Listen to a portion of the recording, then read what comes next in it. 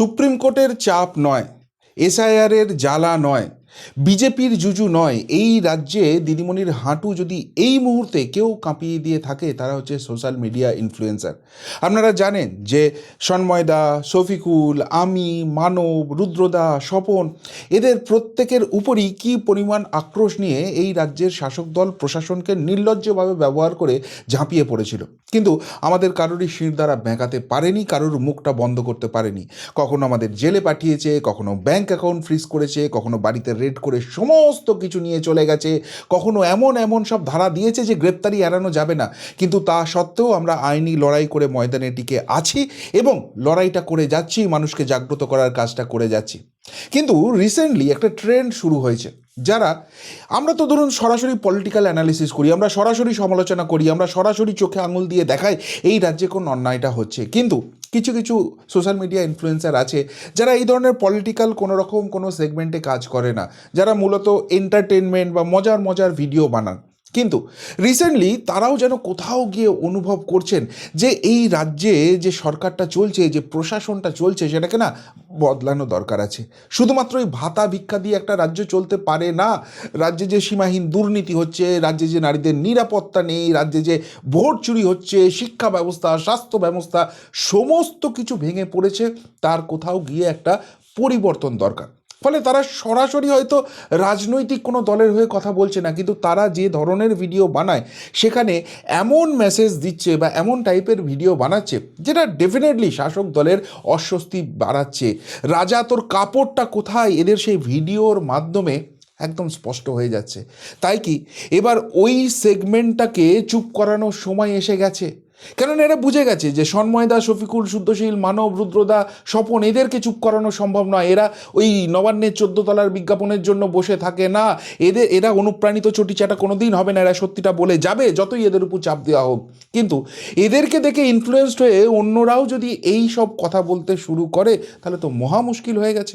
আর সেই জন্য এবার কি গ্রেপ্তারির পালা শুরু হয়ে গেল, গ্রেপ্তারির সিজন স্টার্ট করে দিলেন দিদিমণি। কেন এই প্রশ্নটা করছি? কেননা আপনারা জানেন একটা খবর সামনে এসছে যেটা নিয়ে খুব হইচই হচ্ছে। ননসেন বলে একটা চ্যানেল আছে, সেই চ্যানেলের যিনি এন্টারটেনটা করেন বা যিনি এই কন্টেন্টগুলো বানান, সেই শ্রমিক অধিকারী, তাকে পুলিশ অতি তৎপরতা দেখিয়ে গ্রেপ্তার করেছে। কী তার বিরুদ্ধে অভিযোগ? ফ্ল্যাটে আটক রেখে যৌন নির্যাতনের অভিযোগ। গ্রেপ্তার জনপ্রিয় ইউটিউবার ননসেন শ্রমিক অধিকারী। দেখুন, এটা নিয়ে গত দুদিন ধরেই খুব চর্চা চলছে, সোশ্যাল মিডিয়ায় প্রচণ্ড লেখালেখি চলছে। ফলে আমি এই ব্যাপারটা নিয়ে একটু খোঁজখবর নিলাম যে সত্যি দেখুন, যৌন নির্যাতন বা যৌন নির্যাতন ছেড়ে দিন, যে কোনো নারীর প্রতি অসম্মান যদি কেউ করে থাকে সেটা কিছুতেই সাপোর্ট করা যায় না। তারা মায়ের জাত, তারা দিদির জাত, তাদেরকে আমরা সসম্মানে মাথার উপর রাখি। কিন্তু যেখানে যেখানে যে যে বিষয়গুলো নিয়ে চর্চা হচ্ছে এবং সেখানে যে যে ডেটাগুলো আসছে না, সেইগুলো নিয়ে একটু থমকে যেতে হচ্ছে যে এর মধ্যে সত্যি সত্যি আছে, নাকি এখানে তিলকে তাল করা হচ্ছে, নাকি এর মধ্যে পুরোপুরি পলিটিক্যাল ইনফ্লুয়েন্স করে দেওয়া হয়েছে এবং এই শ্রমিক অধিকারীকে ফাঁসানোর চেষ্টা করা হচ্ছে। কেন বলছি ফাঁসানোর চেষ্টা করা? দেখুন, আবারও বলছি, নারী নির্যাতন, যৌন নির্যাতন, এগুলোর কোনো সমর্থন করার কোনো প্রশ্ন নেই। যদি কেউ এই দোষে দুষ্ট হয়ে থাকে, আইন অনুযায়ী যা যা ব্যবস্থা নেওয়ার অবশ্যই তার বিরুদ্ধে সেই ব্যবস্থা হোক। কিন্তু যে খবর পাচ্ছি, যেখান থেকে খটকাটা লাগছে, সেই জায়গা থেকে মনে হচ্ছে এর মধ্যে বড় কিছু রাজনৈতিক ষড়যন্ত্র আছে। কেন? এক এক করে আপনাদের সামনে পয়েন্ট নিয়ে আসবো। আগে বলি যে ঘটনাটা জানতে পারছি এবং যেটা শ্রমিক অধিকারীর পরিবারের তরফ থেকেই সামনে আসছে, তার বাবা মায়ের কাছ থেকে ইনফরমেশনটা আসছে। আমার প্রথম কথায় খটকা লেগেছিল জানেন? লেখা হচ্ছে এই শ্রমিক অধিকারী তার দীর্ঘদিনের বান্ধবী তাকে রাত থেকে পরের দিন সন্ধে অবধি 12 ঘন্টা আটকে রাখে। আচ্ছা, 12 ঘন্টা যদি আটকে রাখে তাহলে ভোর থেকে সন্ধে হতে পারে বা রাত থেকে ভোর হতে পারে। একটা রাত থেকে আর একটা পরের দিনের সন্ধে অবধি 12 ঘন্টা আটকে রেখে কিভাবে নির্যাতন করতে পারে? দুই, যেখানে ঘটার কথা বলা হচ্ছে, শ্রমিক অধিকারী যে ফ্ল্যাটে এই ঘটনা ঘটেছে, সেটা কোনো প্রত্যন্ত গ্রাম নয়, সেটা কোনো জঙ্গলের একদম ভেতরের অংশ নয় যে সেখান থেকে কিচ্ছু আসবে না। একজন নারীকে তাকে যদি 12 ঘন্টা ধরে যৌন নির্যাতন করা হয়, তাহলে কি সেখানে তিনি চিৎকার করবেন না, বাঁচার চেষ্টা করবেন না? আশপাশের পড়শিরা কেউ সেই শব্দ শুনতে পাবেন না? তিনি সেখান থেকে ছুটে পালাবার চেষ্টা করবেন না। কেননা এখানে শ্রমিক অধিকারী একা ছিলেন, যতই একটা মহিলার উপর অত্যাচার হোক তিনি তো বাঁচার চেষ্টা করবেন। কিন্তু এরকম কোনো ইনসিডেন্ট বা এরকম কোনো ইনফরমেশান প্রতিবেশীদের কাছ থেকে পাওয়া যাচ্ছে না। তিনি একটা বেশ জমজমাট পশ এলাকাতেই থাকেন, সেখানে ফ্ল্যাট বাড়িতে থাকেন, সেখানে এই ঘটনা ঘটেছে। তাহলে ঘটনা কি ঘটেছে দেখুন, যেটুকুনি তার পরিবারের তরফ থেকে জানতে পারছি সেটা হচ্ছে যে যে মেয়েটি এই অভিযোগ করেছে, অভিযোগকারিণী যিনি, তিনি এই শ্রমিক অধিকারীর দীর্ঘদিনের বান্ধবী এবং শ্রমিক অধিকারী এবং তার বাবা মা আলাদা আলাদা জায়গায় থাকেন। যেদিন ঘটনাটা ঘটেছে সেদিনকে ফ্ল্যাট শিফটিংয়ের কাজ চলছিল। এই শ্রমিক অধিকারী পরিবার একটা ফ্ল্যাট থেকে অন্য ফ্ল্যাটে শিফট করছিলেন এবং সেখানে সন্ধেবেলায় ওই অভিযোগকারিণী আসেন, মানে শ্রমিক অধিকারী যিনি বান্ধবী তিনি আসেন এবং আসার পর তিনি এখানে জানান, ফুল টুল নিয়ে আসেন এবং পরিবারের সঙ্গে বেশ ভালো রকমেরই সম্পর্ক রয়েছে, আগে থেকেই চেনা জানা রয়েছে, পরিষ্কারভাবে বোঝা যায়। এবং যে ফ্ল্যাটটিতে শিফট করা হচ্ছিল সেখানে জিনিসপত্র গুছিয়ে রাখা, রান্নাঘরে জিনিসপত্র রাখা, সমস্ত কিছুই সেই অভিযোগকারিণী সাহায্য করেন। এরপর শ্রমিক অধিকারীর মা তখন ফ্ল্যাটে আছেন, শ্রমিক অধিকারী আছেন এবং অভিযোগকারিণী আছেন। শ্রমিক অধিকারীর বাবা তখন নিচে নামেন, কিছু একটা কাজে ছিল, কোনো দরকারে তিনি নিচে নেমেছেন। হঠাৎ করে শ্রমিক অধিকারীর মা শ্রমিক অধিকারীর বাবাকে ফোন করেন এবং ফোন করে বলেন যে এই শ্রমিক অধিকারীর সঙ্গে ওই অভিযোগকারিণী তার বান্ধবীর একটা ঝামেলা হয়ে গেছে, চিৎকার চেঁচামেচি চলছে, তুমি তাড়াতাড়ি ফেরত এসো। যখন তিনি ফেরত যান তখন তিনি দেখেন যে ওই অভিযোগকারিণীর মোবাইলে এই শ্রমিক অধিকারী বা ননসেন নামে যিনি খ্যাত, তিনি কিছু একটা দেখেছেন এবং সেখান থেকেই ঝামেলার সূত্রপাত হয়েছে, যেটা নিয়ে দুজনের মধ্যে তর্ক বিতর্ক চলছে। এবং সেই সময় এই শ্রমিক অধিকারী একটু ধাক্কাধাক্কি করেন এবং এই ধাক্কাধাক্কি জায়গাটা যে মুহূর্তে হয়, এই শ্রমিক অধিকারীর বাবা সাথে সাথে প্রতিবাদ করে ওঠেন, নিজের ছেলেকেই বকাবকি করেন এবং বলেন ক্ষমা চান, এটা খুব অন্যায় করছো। তো এই জায়গায় যখন পৌঁছয় তখন শ্রমিক অধিকারী রাগ করে পাশের ঘরে টরে চলে যায় এবং ওই অভিযোগকারিণী তখনও কিন্তু ওই বাড়িতে থাকে এবং তিনি বলেন যে তিনি খুব ক্লান্ত হয়ে পড়েছেন, তিনি একটু বিশ্রাম নেবেন। তিনি ওই বাড়িতেই শোন, অর্থাৎ শ্রমিক অধিকারীর যে ফ্ল্যাটের কথা বলা হচ্ছে, যে ঘটনাস্থল বলা হচ্ছে, সেখানেই তিনি শোন, ঘুমান এবং বিশ্রাম নেন। পরের দিন সকালে উঠে ওই অভিযোগকারিণী বলেন শ্রমিক অধিকারীর বাবাকে যে তার গলায় নাকি ব্যথা হচ্ছে, কষ্ট হচ্ছে, আগের দিনে ধাক্কাধাক্কির জন্য হয়তো কোথাও লেগে গেছে। তো শ্রমিক অধিকারীর বাবা দুধ কিনে আনেন, সেই গরম দুধ ওই অভিযোগকারিণীকে খাওয়া হয়।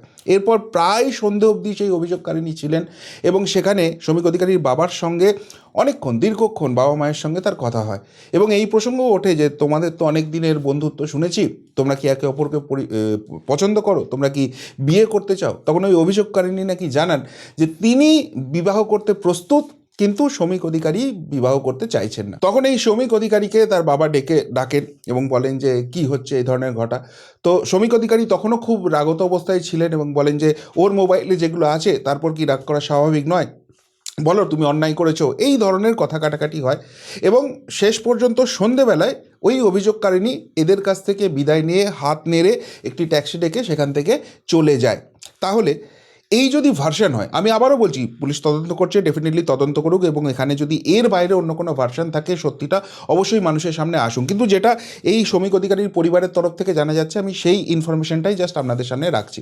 এবং এখান থেকে একাধিক প্রশ্ন উঠছে যে সত্যিই যদি কাউকে নিগ্রহ করা হয়, যৌন নির্যাতন করা হয় এবং লেটেস্ট যেটা শুনলাম ধর্ষণের ধারা অবধি যুক্ত করা হয়েছে, তাহলে এত কিছু ঘটনা কি ঘটতো? এইবার প্রসঙ্গ যেটা উঠছে, যেটা সবথেকে আশ্চর্য লাগছে, কেন এটার মধ্যে রাজনৈতিক ষড়যন্ত্রের গন্ধ পাচ্ছি, বা এখানে শ্রমিক অধিকারীকে বৃহত্তর রাজনৈতিক ষড়যন্ত্রে ফাঁসানোর চেষ্টা করা হচ্ছে বলা হচ্ছে। আপনারা জানেন যে এই শ্রমিক অধিকারী তিনি এন্টারটেনমেন্ট ভিডিও করেন এবং আমি পার্সোনালি কিন্তু এই ছেলেটিকে চিনিনি। খুব সম্ভবত, আমি যদি খুব ভুল না করি, আমার স্মৃতি যদি ধোঁকা না দেয়, কোনো একটা জায়গায় এই শ্রমিক অধিকারীও ইনভাইটেড ছিলেন, আমিও ইনভাইটেড ছিলাম। ওই একবার দেখা হয়েছে কয়েক সেকেন্ডের জন্য, এইটুকুনি, তার বাইরে কিন্তু সেরকম কোনো আলাপ নেই। বা একে আমি ডিফেন্ড করার চেষ্টা করছি এটা কিন্তু একবারেই ভাববেন না। আবারও আমার স্টান্স খুব ক্লিয়ার যে নারী নির্যাতন বা এই যৌন নির্যাতন, এই ধরনের ঘটনা যদি ঘটে থাকে, law should take it own course, আমি এই বিষয়ে কোনো রকম মন্তব্য করব না। কিন্তু কিছুদিন আগে এই শ্রমিক অধিকারী ননসেন, যিনি এন্টারটেনমেন্ট টাইপের ভিডিও বানান, তো সেইখানে একটি ভিডিও বানিয়েছিলেন যেখানে ওই ভোট দিতে যাওয়ার আগে কেউ তাকে টাকা দিয়ে প্রভাবিত করতে চাইছে, এরকম একটা ব্যাপার। এবং সেখানে ওই বাটনটা দেওয়ার আগে রাজ্যের যে নারী নির্যাতনের ছবি, 26,000 চাকরি যাওয়ার ছবি, সেগুলো তার চোখের সামনে ভেসে উঠছে এবং এইটা নিয়ে তিনি এই ভিডিওটি বানান। সেই ভিডিওটা কিন্তু সোশ্যাল মিডিয়ায় প্রচণ্ড ভাইরাল হয়ে গেছে এবং সকলেই বলছেন যে বাস্তব এই কথাটা কিন্তু তিনি তুলে ধরেছেন। এবং তারপরেই যেটা দেখা গেল, একটা চ্যানেলে তাকে ইন্টারভিউ করা হচ্ছে, সেখানে তিনি বলছেন যে লোকজন তাকে বলছে তার পুলিশি প্রহরা নেওয়া উচিত, এবার কিন্তু তার উপর অ্যাটাক নেমে আসবে। এবং তিনি বলছেন তিনি যেটা করেছেন এরপরে কিন্তু প্রাণঘাতী সংশয়ও হতে পারে তিনি আশঙ্কা করছেন। এবং তারপরেই দেখা গেল পুলিশের এই অতি তৎপরতা। এবার এইখানেই প্রশ্নটা উঠছে যে শ্রমিক অধিকারীর বান্ধবী, দীর্ঘদিনের বান্ধবী, যদি যৌন নির্যাতন হয়, ধর্ষণ হয়, সেটা এখনই হলো, জাস্ট টাইমিংটা এই সময়ই হলো। এই যে বাটন বলে তিনি একটি ভিডিও রিলিজ করেছেন যেখানে পশ্চিমবঙ্গের বর্তমান অবস্থাটাকে তুলে ধরা হয়েছে, ঠিক তারপরেই হলো, এই প্রশ্নটা তো উঠছে। তাহলে কি এর মধ্যে অন্য কোনো জিনিস রয়েছে? এবং অন্য যে জিনিসগুলো রয়েছে আপনারা একটু ভালো করে ভেবে দেখলেই সেই জায়গাটা বুঝতে পারবেন। দেখুন, এই বাটন জাস্ট রিলিজ হলো, তারপরেই এই গ্রেপ্তারি, পুলিশের অতি তৎপরতাটা দেখা গেল। নাম্বার ওয়ান, টাইমিংটা শুধু দেখুন। এটা অন্য কোনো সময় হলে হয়তো এই রাজনৈতিক ষড়যন্ত্রের তত্ত্বটা বা এই প্রশ্নটা মনের মধ্যে আসতো না।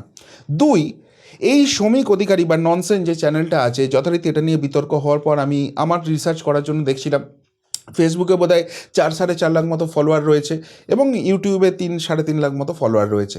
অর্থাৎ যারা আমরা সোশ্যাল মিডিয়ায় কাজ করি তাদের ক্ষেত্রে সংখ্যাটা বড়, কিন্তু এমন বিশাল নয় যে সেটা নিয়ে কেউ খুব ভাবনা চিন্তা করবে। বিশেষ করে ওই 3.5 বছরের জেল খাটা আসামি, গালে দাড়ি ফাড়ি রেখেছেন, একসময় প্রিজন ভ্যান চাপড়াতেন গালে দাড়ি রেখে, আর এখন টেবিল চাপড়ে লোকজনকে ধমকান চমকান এবং রাজ্যের দুর্নীতি নিয়ে মুখ খুললে তার থোঁতা মুখ ভোঁতা করে দেওয়ার চেষ্টা করেন। তো সেই চোর কুণাল বাবু তিনি ঝাঁপিয়ে পড়লেন এটাতে। আচ্ছা, চোর কুণাল বাবু সর্বজ্ঞানী, আমেরিকার প্রেসিডেন্ট নির্বাচন কীভাবে হয় সেই নিয়ে যিনি মন্তব্য করেন, মঙ্গল গ্রহের এলিয়ানরা যার কথা শোনার জন্য বসে থাকে, তিনি এই 4.5 লাখ 3.5 লাখ ফলোয়ার আছে এরকম একজন সোশ্যাল মিডিয়া ইনফ্লুয়েন্সার নিয়ে সাথে সাথে তিনি মন্তব্য করতে শুরু করবেন। এবং কি মন্তব্য করছেন? বলছেন যে এই মালটাই তো কিছুদিন আগে এই রাজ্যের নারী নির্যাতন নিয়ে সব কথা বলেছিল না, দেখো কীরকম ফেঁসেছে। তার মানে ইঙ্গিতটা স্পষ্ট, নারী নির্যাতন নিয়ে কথা বলছো সেই জন্য নারী নির্যাতনে তাকে ফাঁসানো হলো। 3 নম্বর যে জায়গাটা হচ্ছে সেটা হচ্ছে যে এই শ্রমিক অধিকারীর বিরুদ্ধে যেই ডিজিটাল গাধা তৈরি করেছে একদল, পুষছে প্যাকপ্যাকরা, প্রচুর পয়সা খরচ হচ্ছে নাকি শুনছি, তারা সবাই মিলে সমস্বরে ঝাঁপিয়ে পড়ল। এখন এই ডিজিটাল গাধারা অর্থাৎ তোলামূলের উন্নয়ন বাহিনীর অংশ যারা, তারা নারী নির্যাতনের জন্য একজনের বিরুদ্ধে কথা বলছে। অনেকটা ওই যারা মুরগি ভাজা বিক্রি করে তারা হঠাৎ করে মুরগি প্রেমী হয়ে গেছেন এবং এই মুরগিদের যাতে ভালোভাবে থাকা যায়, তাদের যাতে প্রাণঘাতী হামলা না হয়, তাদের যাতে মারা হয় সেই নিয়ে আন্দোলন করছে। ব্যাপারটা অনেকটা সেরকম হয়ে যাচ্ছে না? তোলামূল বাহিনী নারী নির্যাতন নিয়ে কথা বলছে, যারা সন্দেশখালীকে বলে সাজানো ঘটনা, যারা ওই কেষ্ট মোড়লের ওই সুবচন শোনার পর যারা বলে না না ওগুলো সব সাজানো ঘটনা, ওগুলো তুচ্ছ ঘটনা, ওগুলো নিয়ে আইনের পথে চলছে, তারা হঠাৎ করে শ্রমিক অধিকারী নিয়ে ঝাঁপিয়ে পড়ল সবাই মিলে সমস্বরে এমনি। তারপর দেখুন, এই রাজ্যে একজন বিডিও একজন স্বর্ণ ব্যবসায়ীকে খুন করে, তাকে সুপ্রিম কোর্ট অবধি বলছে যে তুমি সারেন্ডার করো, সেই স্বর্ণ ব্যবসায়ীকে খুঁজে পাওয়া যায় না। যখনই তোলামূলের কোনো মাল এরকম নারী নির্যাতন বা এই ধরনের কোনো অন্যায় কাজ করে, পুলিশ অনেক চেষ্টা করেও তাদেরকে খুঁজে পাওয়া যায় না। এই কিছুদিন আগে কি ওই সোনা পল্টুনা লালটু কি একটা মাল আছে ঢাকুরিয়াতে, কালকেই শুভেন্দু অধিকারীরা বিশাল সেটা নিয়ে মিছিল করেছেন, তো সেখানে প্রকাশ্যে বোমাটোমা মারছে, তৃণমূল কাউন্সিলর নেতাদের সঙ্গে তার ছবি দেখা যাচ্ছে, সে ভিডিও কনফারেন্স করে বার্তা দিচ্ছে, কিন্তু তাকে পুলিশ খুঁজে পাচ্ছে না। অথচ দেখুন এখানে পুলিশ অতি তৎপর হয়ে ঘটনা ঘটলো এবং তারপরই এই শ্রমিক অধিকারীকে অ্যারেস্ট করে নিল। আচ্ছা, খুব ভালো। এবার সবথেকে ইম্পর্টেন্ট কসবা থানার ইনভলভমেন্ট। কেন কসবা থানা বলছি? আমি জীবনে প্রথম কেস খেয়েছিলাম এই কসবা থানা থেকেই এবং আমি জানি এখানে কীভাবে প্রসিডিওর চলে। এখানকার আধিকারিকরা যখন জেরায় ডেকেছিলেন অনেক কথা জানতে পেরেছিলাম যেগুলো অফ দ্য ট্র্যাক হয়েছিল, যাই হোক সে কথা বলার এখন সময় নয়। তো এই কসবা থানায় প্রথম যখন অভিযোগ হলো, প্রথম অভিযোগটা হলো শারীরিক হেনস্থার, তারপর পরবর্তীকালে সেখানে জুড়ে দেওয়া হলো এই যৌন নির্যাতন হেনতেন এই ধরনের ব্যাপারগুলো। এবার যখন অ্যারেস্ট করা হলো তারপর শুনলাম নাকি ধর্ষণের ধারাও এখানে যুক্ত করে দেওয়া হয়েছে। অর্থাৎ কেসটা ভালো করে কেসটা দিতে হবে, সেই জন্য প্রথমে যে ধারায় অভিযোগ হলো সেটাই ঠিক, একে অ্যারেস্ট করা যাবে যাবে না, একে তোলা যাবে না, তাহলে একে সবক শেখানো যাবে না, সেই জন্য একটার পর একটা ধারা অ্যাড হতে থাকছে? নাকি তদন্ত এতখানি এগিয়েছে যে ধর্ষণের প্রমাণ পুলিশ পেয়ে গেছে? সেটা ভবিষ্যতে দেখা যাবে। কিন্তু যেভাবে একটার পর একটা ধারা অ্যাড হচ্ছে, সেই জায়গা থেকে তো প্রশ্নটা উঠছে যে কেসটা ঠিক জমছে না, একে বেশ বেশ কদিন জেলের মধ্যে রগড়ানো যাবে না, এই মানসিকতা কোথাও একটা স্পষ্ট হয়ে যাচ্ছে না? এবং 6 নম্বর, যেটা সবথেকে বড় কথা, এই ঘটনার পর ওই চোরকুনাল থেকে শুরু করে ডিজিটাল গাদারা সকলেই ঝাঁপিয়ে পড়ে এই এই শ্রমিক অধিকারীর সঙ্গে বিজেপির একটা বীভৎস রকমের যোগ আছে, বিজেপির পয়সা নিয়ে ভিডিও করছে এবং তৃণমূলকে ছোট করার চেষ্টা করছে, এইটা প্রমাণ করার আপ্রাণ চেষ্টা চলছে। কেন কেন উঠছে এই প্রশ্নটা? কেননা এই শ্রমিক অধিকারীর বাবা নিজে বলছেন যে তারা বামপন্থী ঘরানার, তারা বামপন্থী মানসিকতার, তারা বামফ্রন্টকে সমর্থন করেন। এবং আমি অনেকের সঙ্গে তার যে কমেন্ট বক্স আছে সেখানে গিয়ে কমেন্টগুলো দেখে বোঝার চেষ্টা করলাম, বা তার কিছু কন্টেন্ট এখন দেখলাম, সেখান থেকে একটা স্পষ্ট যে হ্যাঁ, বামপন্থীদের প্রতি একটা নরম মনোভাব এই শ্রমিক অধিকারীর নিজেরও আছে। তাহলে সেই জায়গা থেকে হঠাৎ করে বিজেপি যোগে প্রমাণ হয়ে গেল। এটা যদি পুলিশ নিয়ে আসতো যে হ্যাঁ, এখানে তদন্ত করে দেখেছি, সেই তদন্তে বিজেপির টাকা দিয়েছে এবং বিজেপির টাকাই করেছে এবং সেই জন্য যৌন নির্যাতন হয়েছে, তাহলে না হয় আমি বুঝতাম এর সঙ্গে কোনো ব্যাপার রয়েছে।